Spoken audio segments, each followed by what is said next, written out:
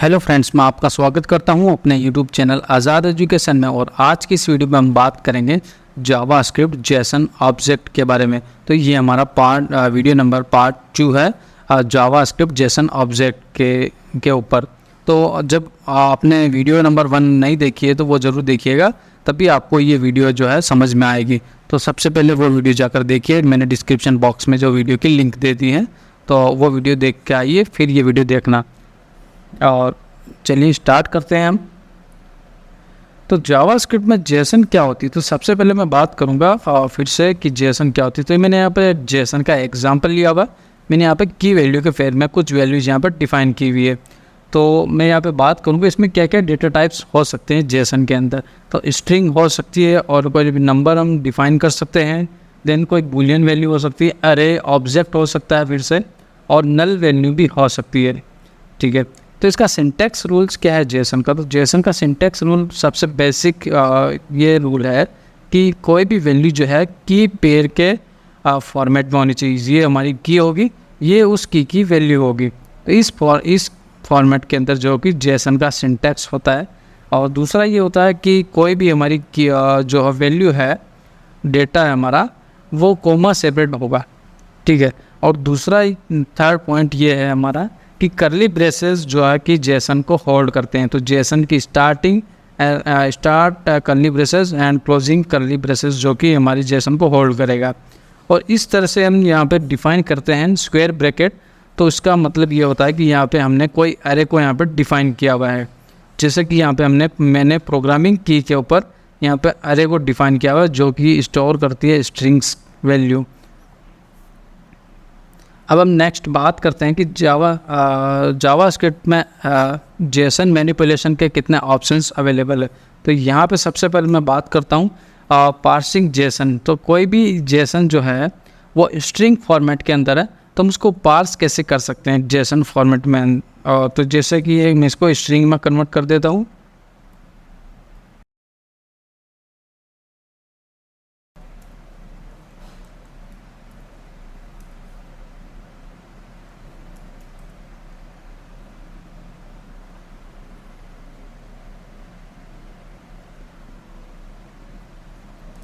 String में convert करने के लिए हम सभी लाइंस को जो कि है वो एक ही लाइन में लिखनी होगी। तो उसके पहले हमने यहाँ पर कुछ मेथड का भी हम यहाँ पे यूज़ कर सकते हैं। तो यहाँ पे मैं यूज़ करूँगा, जैसे कि एक वेरिएबल डिफाइन करूँगा जेसन स्ट्रिंग। ओके, तो जेसन को स्ट्रिंग में कन्वर्ट करने के लिए, स्ट्रिंग में कन्वर्ट करने की रिक्वायरमेंट क्यों होती है वो भी मैं आपको बता देता हूँ। कुछ डेटाबेस के अंदर जो कि आपको MySQL आप यूज़ कर रहे हैं, तो ओल्ड MySQL वर्जन्स है आपके पास, तो जेसन फॉर्मेट आप स्टोर करना चाहते हैं आपके डेटाबेस में, तो यहाँ पे जेसन को आपको स्ट्रिंगी फॉर्मेट में करके ये आप इंसर्ट कर सकते हैं। और लेटेस्ट आप MySQL यूज कर रहे हैं तो उसमें Jason form data types already available है, तो आपको स्ट्रिंगीफाई करने की रिक्वायरमेंट नहीं है। तो यहाँ पे मैं करूँगा जेसन के मैं मेथड यूज़ करूँगा जेसन डॉट स्ट्रिंगीफाई, और यहाँ पे हमारी जेसन को हम प्रोवाइड करेंगे। देन कंसोल लॉग करा के हम चेक कर लेते हैं कि क्या स्ट्रिंग फॉर्मेट में कन्वर्ट हुई कि नहीं हुई। और हमारे कोड को यहाँ पे रन करते हैं तो देख सकते हैं कि यहाँ पे ये स्ट्रिंग फॉर्मेट में कन्वर्ट हो चुकी है। जिस तरह से प्रिंट हुई ना, उस तरह से आप देख सकते हैं कि स्ट्रिंग एक ही लाइन के अंदर ही प्रिंट हुई है। ठीक है, अब फिर से हम करना चाहते हैं कि इसको जेसन फॉर्मेट के अंदर कन्वर्ट करना चाहते हैं। तो जेसन पास, ओके, सो जेसन डॉट, आप वेरिएबल का नेम जो है कुछ भी ले सकते हैं अपने अकॉर्डिंग। इतने सारे जो है कि जेसन के मेथड्स जो कि अवेलेबल हैं। ठीक है, तो यहाँ पे मैं पार्स का यूज़ करूँगा और जेसन स्ट्रिंग को मैं यहाँ पे वेरिएबल को यहाँ पे मैं प्रोवाइड करूँगा। और फिर से मैं कंसोल लॉग करा के चेक करते हैं जेसन पार्स।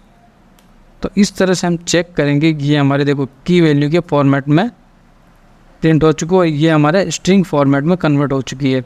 तो हमने क्या किया, यहाँ पे कोई भी हमारी जेसन है उसको स्ट्रिंग फॉर्मेट में कन्वर्ट करना सीखा, और स्ट्रिंग फॉर्मेट से हमने वापस से उसको जेसन पार्स करके उसको जेसन ऑब्जेक्ट फॉर्मेट में हमने कन्वर्ट करना सीखा है।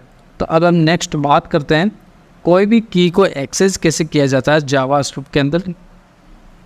ठीक है, तो यहाँ पे कंसोल लॉग मैं लिख लेता हूँ देन मुझे यहाँ पे एक्सेस करना प्रोग्रामिंग को, तो कैसे करेंगे, जेसन आपकी वेरिएबल का नाम या फिर आपकी जेसन जहाँ कहीं पे जिस वेरिएबल में स्टोर्ड है, ठीक है, और आपकी यहाँ पे आपकी की का नाम, और रन करते हैं हमारे कोड को। तो यहाँ पे इस तरह से यहाँ पे देख सकते हैं कि प्रिंट हो चुकी है। जैसे मुझे यहाँ पे टेस्ट को मुझे एक्सेस करना है, तो सबसे पहले मुझे जाना पड़ेगा स्क्रिप्ट के पास, देन यहाँ पे मैं एंटर करूँगा टेस्ट। तो इस तरह से जो टेस्ट में जो भी वैल्यू होगी वो यहाँ पे प्रिंट हो जाएगी। तो इस तरह से आपने नेस्टेड जो कि जेसन आपने बनाई हुई है, तो इस तरह से आप जो है कि वैल्यू की को आप एक्सेस कर सकते हैं। और अब हम चेक करेंगे इसको मॉडिफाई कैसे कर सकते हैं। तो सबसे पहले मैं यहाँ पे क्या करता हूँ, कॉपी करता हूँ, इसको पेस्ट करता हूँ और इक्वल यहाँ पे कर देता हूँ वेलकम आज़ाद, ठीक है। फिर से अपन यहाँ पे प्रिंट ऑलरेडी हमने किया हुआ। तो इस तरह से आप देख सकते हैं कि हम किसी भी की वैल्यू की के ऊपर हम वैल्यू को जो है कि मॉडिफाई कर सकते हैं, ठीक है। और मैं यहाँ पे पूरी ही स्क्रिप्ट को भी मैं मॉडिफाई कर सकता हूँ, कोई इशू नहीं है। यहाँ पे अनडिफाइंड इसलिए आया है कि यहाँ पे अब टेस्ट जो कि अवेलेबल नहीं है यहाँ पे की, तो हमें यहाँ पे इसको रिमूव करना होगा। कोई भी की एग्जिस्ट नहीं करती है, तो हमने यहाँ पर लास्ट वीडियो में सीखा था कि वो अनडिफाइंड रिटर्न करेगा, ठीक है। तो यहाँ पे हम चेक करते हैं, तो यहाँ पे वेलकम आज़ाद जो कि प्रिंट हो चुका। हमने यहाँ पे क्या किया, हमारी जेसन ऑब्जेक्ट की ऑलरेडी की है हमारी स्क्रिप्ट नेम से, तो यहाँ पे हमने क्या किया, उसको वेलकम आज़ाद कर दिया। इस तरह से भी मॉडिफाई कर सकते हैं, नो इश्यूज़। नेक्स्ट हम बात करेंगे नेस्टेड जेसन। तो नेस्टेड जेसन किसको कहते हैं, कोई भी जेसन ऑब्जेक्ट के अंदर उस की के ऊपर फिर से जेसन को डिफाइन करना, ऑब्जेक्ट की नेस्टेड जेसन कहते हैं।